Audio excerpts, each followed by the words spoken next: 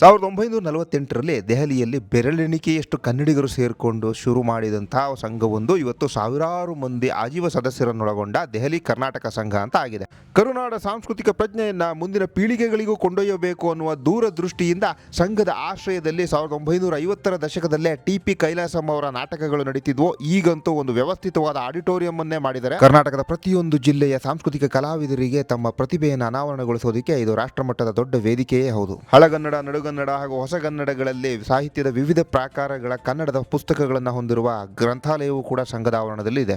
ದಶಕಗಳಿಂದ ದೆಹಲಿಯಲ್ಲೇ ವಾಸಿಸುತ್ತಿರುವ ಈ ಕನ್ನಡತಿಯರ ಕನ್ನಡ ನಮ್ಮದೇ ಮಂಡ್ಯ, ಮೈಸೂರು, ಬೆಂಗಳೂರುಗಳಲ್ಲಿರುವಂತಹ ಕನ್ನಡತಿಯರ ಕನ್ನಡಕ್ಕಿಂತ ಬಲು ಸೊಗಸಾಗಿ ಇತ್ತು. ಜೋಳದ ರೊಟ್ಟಿ, ಸಜ್ಜೆ ರೊಟ್ಟಿ, ಮೈಸೂರು ಸ್ಯಾಂಡಲ್ ಸೋಪ್ನಂಥ ಕರ್ನಾಟಕದ ಉತ್ಪನ್ನಗಳು ದೊರೆಯುವಂತಹ ಅಂಗಡಿಯೊಂದನ್ನು ಸಂಘದ ಆವರಣದಲ್ಲಿ ಇಡಲಾಗಿದೆ.